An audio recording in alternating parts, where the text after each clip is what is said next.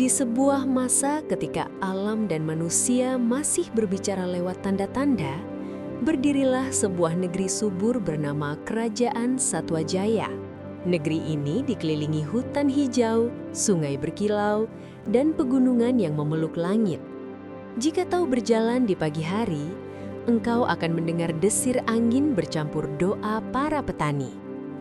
Jika kita menatap ke pusat negeri, berdirilah istana batu yang kokoh, tempat Raja Darmakusuma memerintah dengan kebijaksanaan dan hati yang jernih. Raja Darmakusuma bukan raja yang ditakuti, melainkan dihormati. Ia memimpin dengan teladan, bukan dengan ancaman. 8 orang putranya tumbuh dalam disiplin, kasih, dan tanggung jawab. Dari ke-8 itu, Pangeran Mahesa adalah yang tertua, sosok yang kelak dipersiapkan menjadi pemimpin negeri. Engkau bisa melihat keteguhan di matanya dan ketenangan dalam setiap ucapannya. Hari itu lonceng istana berdentang lebih meriah dari biasanya. Pangeran Mahesa akan menikah dengan Putri Kirana dari Kerajaan Selaras.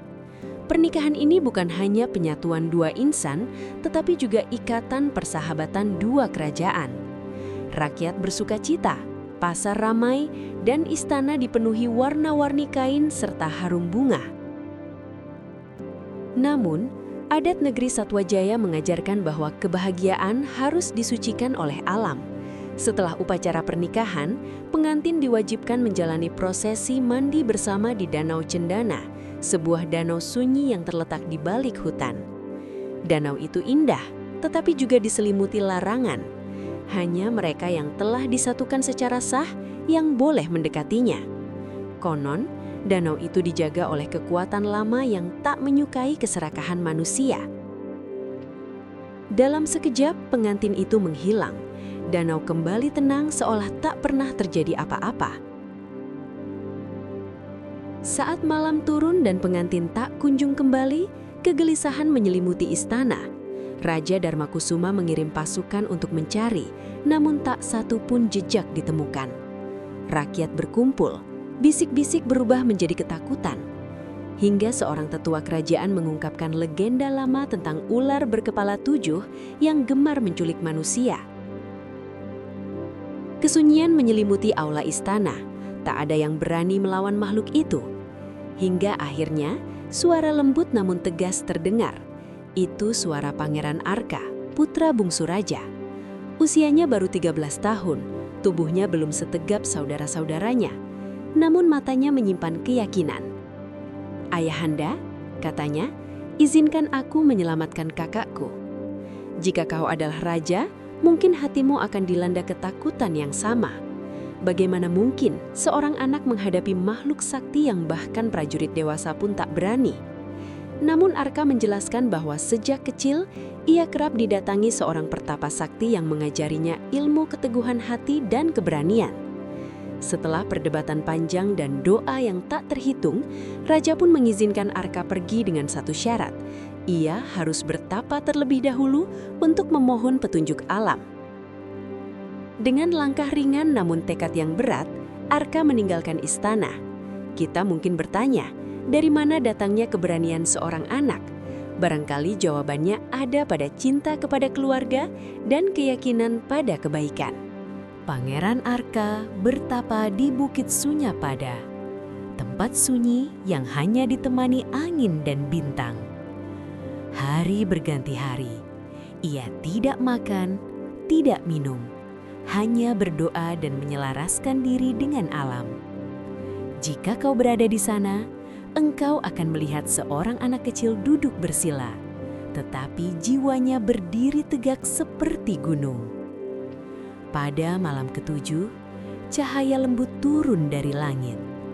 Dari cahaya itu muncul 2 pusaka, sebuah keris kecil dan selendang tipis. Alam seolah berbisik bahwa keberanian tanpa kebijaksanaan hanyalah keberanian kosong. Pusaka itu bukan untuk kesombongan, melainkan untuk melindungi. Arka kembali ke Danau Cendana. Dengan selendang sakti, ia menyelam ke dasar danau. Dunia bawah air terbentang luas, sunyi, dan asing. Di sanalah sarang ular berkepala 7 berada, memancarkan cahaya kehijauan. Pertarungan pun terjadi. Ular menyerang dengan amarah, sementara Arka bergerak dengan ketenangan. Kita belajar bahwa kekuatan sejati tidak selalu berupa amukan, tetapi keteguhan dan kendali diri. Setelah pertarungan panjang, ular itu roboh, kelelahan dan tak berdaya. Namun Arka tidak menghabisinya. Ia memilih jalan yang lebih sulit, pengampunan. Ia menawarkan kesetiaan sebagai ganti kehidupan.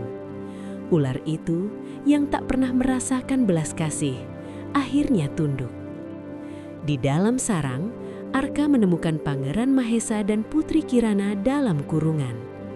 Air mata haru mengalir ketika mereka dibebaskan. Mereka kembali ke istana, disambut sorak dan doa. Tak lama kemudian, Raja Darmakusuma hendak menyerahkan tahta kepada Pangeran Mahesa. Namun Mahesa menolak dan mengajukan nama Arka. Keputusan itu diterima oleh seluruh keluarga dan rakyat. Pangeran Arka dinobatkan menjadi raja.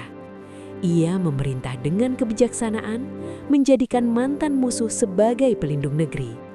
Kerajaan Satwajaya hidup aman dan damai. Jika kita menarik napas dan merenung, kisah ini mengajarkan bahwa keberanian sejati melahirkan kebijaksanaan, dan kebijaksanaan melahirkan kedamaian.